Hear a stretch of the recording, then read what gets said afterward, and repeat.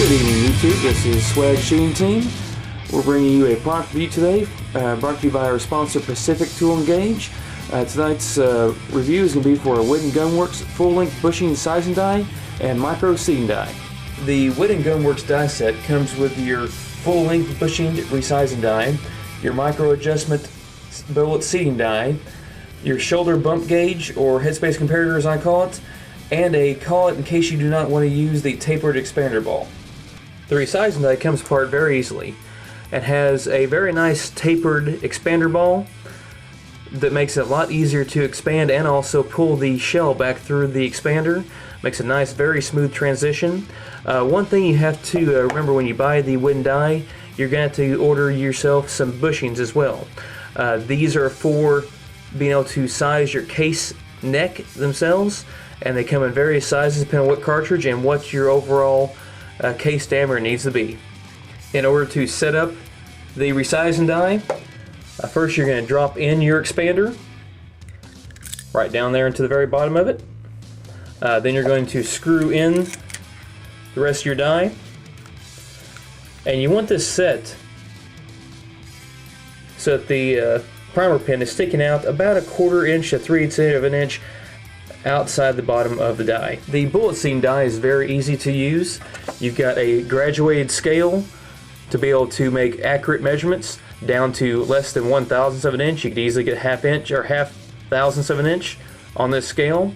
Also gives you a graduated scale right here to be able to change between different bullets. Make changeovers very, very simple.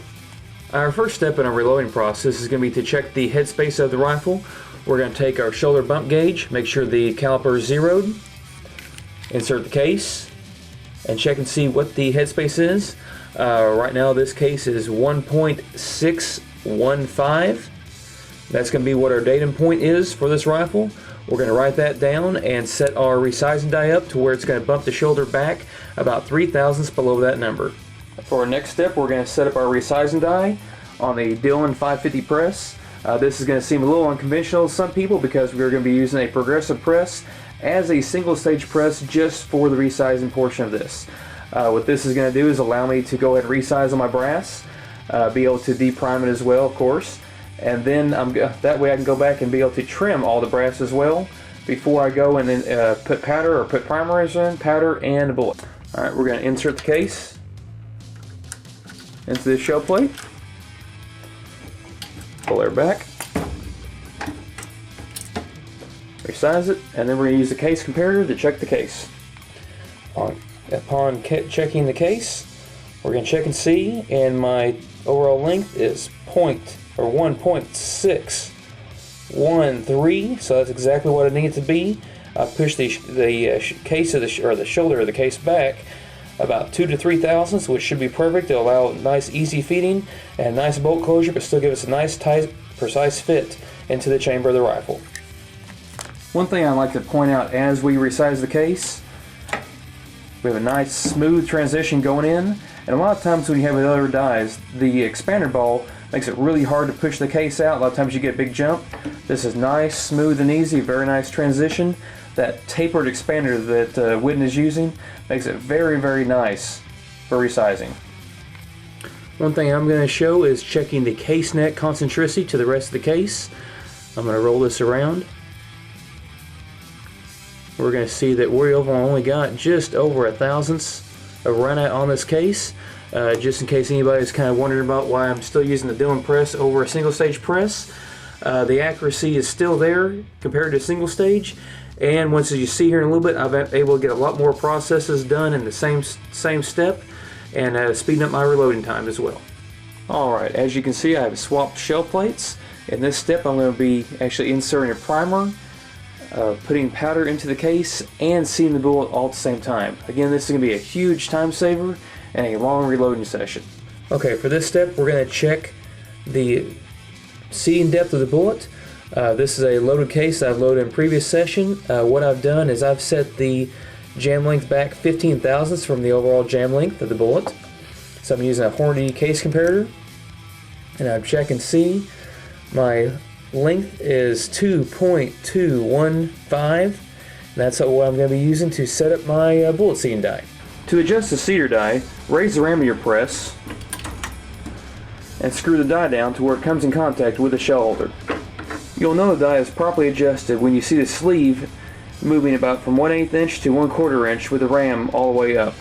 If you're setting up your bullet seam die for a cartridge that you have already reloaded in the past, an easy way to accomplish this is to go ahead and put a loaded cartridge in the press, raise up into the die, and actually screw the die down until it comes in contact with the bullet.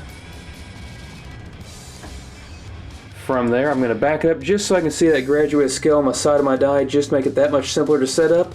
Lock my ring down, and I'll tighten it down with an Allen wrench, and we'll start loading and check to see what the first case is going to be. Next step is going to be pull the lever back. We're going to insert a primer. Going to turn the machine, and I use a RCBS Chargemaster for my powder, so that explains the funnel instead of using the Dillon powder measure. I'm going to take the powder, pour it down into the funnel, advance it to the next station,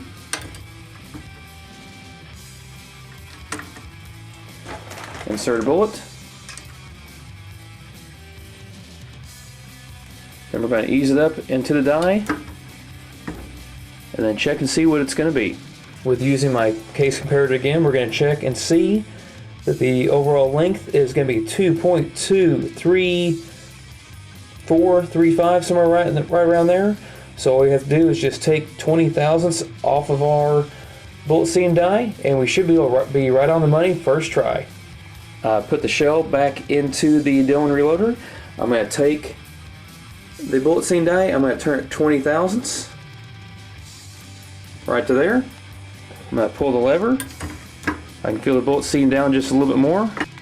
Okay, using our bullet comparator, I'm checking my length, and I am just a half a thou under, which is not bad for a first try. 2.214, and I want to be at 1.5, so we're in 1,000ths. So that graduated scale on the Whidden Gunworks bullet seam die, will be able to back it up 1,000ths, and we'll be right on the money. We'll be able to take off with a reloading session from there. I hope you've enjoyed our review on the Whidden Gunworks full-length sizer and seating die set.